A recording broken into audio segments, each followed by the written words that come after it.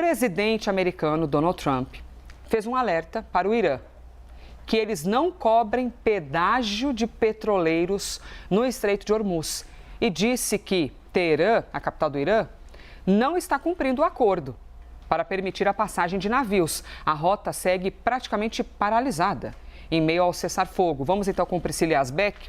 Priscila Yazbek, mais um dia conversando sobre o cessar-fogo, que não é bem um cessar-fogo, mas dependendo do ponto de vista mas de outro ponto de vista, se for Líbano e Israel, não é. Nos explique, por favor, o que diz nas últimas horas o presidente dos Estados Unidos. Oi, Elisa, bom dia a você, a todos que nos acompanham. O Donald Trump fez uma publicação nas redes sociais, na Truth Social, falando sobre o Estreito de Hormuz. Ele disse que o Estreito de Hormuz deve ser aberto e é melhor que o Irã esteja fazendo isso agora. Ele falou que há relatos de que o Irã estaria cobrando taxas de petroleiros que passam pelo Estreito e pede, então, fazendo esse alerta para que o Irã abra o Estreito de Hormuz. Isso acontece, Elisa, depois que na terça-feira à noite foi firmado o acordo de cessar-fogo entre Estados Unidos e Irã, prevendo a abertura completa e imediata do Estreito de Hormuz. Isso segundo anunciou o governo americano, mas desde o anúncio do cessar-fogo não há relatos de que o tráfego voltou ao normal. Pelo contrário, apenas poucos navios têm passado pelo Estreito de Hormuz, que é responsável ali pelo transporte de cerca de 20% do petróleo global, e segundo agências que fazem o monitoramento do tráfego marítimo na região, só três petroleiros passaram pelo Estreito de Hormuz nas últimas 24 horas até amanhã dessa sexta-feira, e 4 navios graneleiros, isso segundo as análises da plataforma Kepler e também da Lloyd's List, que são duas das plataformas que mais acompanham de perto a situação do tráfego marítimo e também são especializadas nesse assunto. E a CNN fez uma reportagem, Elisa, extensa, conversando com transportadoras, também com seguradoras e executivos que atuam nesse setor, e o que eles dizem é que há um temor muito grande dessas empresas de fazer a travessia por essa hidrovia, que é um estreito ali que na sua faixa ali mais estreita tem apenas 34 quilômetros de distância, e o que essas empresas dizem é que ainda não há uma aprovação explícita e nem garantias de segurança por parte do Irã. Eles também falam que não há orientações claras sobre como e quando transitar, e também tampouco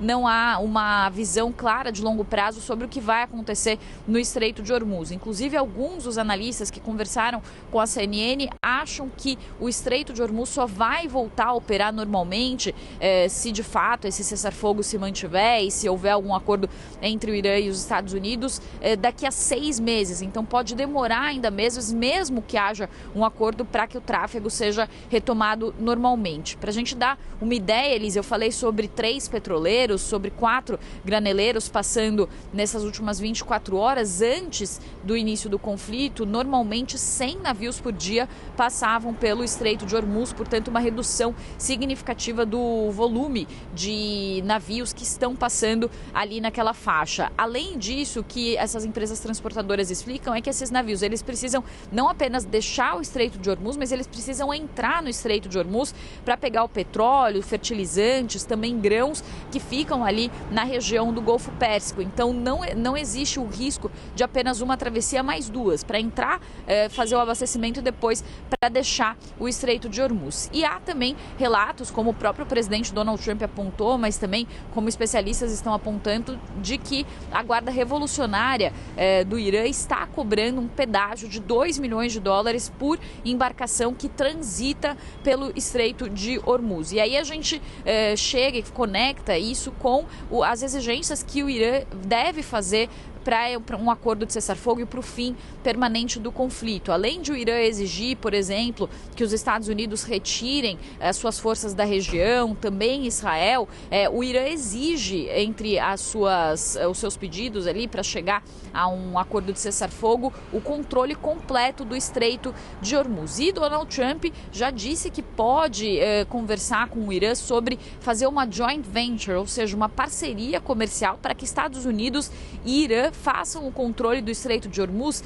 E olha a ironia, né, Elisa? Ele fala isso dias depois de ter falado que ia acabar com a civilização inteira do Irã. Então, há ali uma expectativa de que isso vai, claro, ser conversado nessas negociações que vão acontecer no Paquistão nesse final de semana, na manhã de sábado.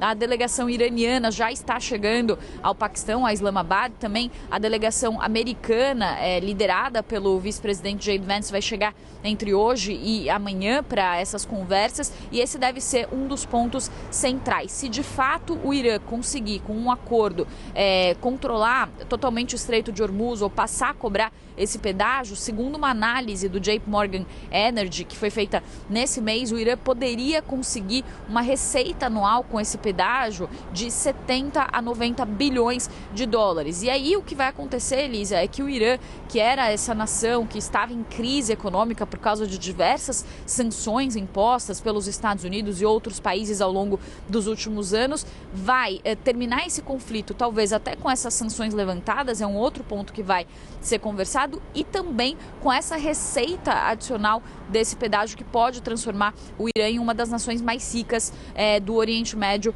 ao fim desse conflito. Uma última informação, Elisa, também durante a conversa que Donald Trump teve com o secretário-geral da OTAN, da Aliança entre Estados Unidos e Europa, nessa semana, Donald Trump teria pedido para que Mark Rutte pressionasse os europeus a ajudar os Estados Unidos a fazer a abertura do Estreito de Hormuz, algo que os europeus vêm se negando, eles vêm rejeitado essa possibilidade de participar de forma mais ativa desse conflito com os Estados Unidos. E o que diplomatas relataram à CNN é que Mark Rutte, o secretário-geral da OTAN, falou que os países europeus ficaram muito insatisfeitos com Donald Trump por ele ter decidido entrar nesse conflito sem avisá-los. Eu volto com você, Elisa.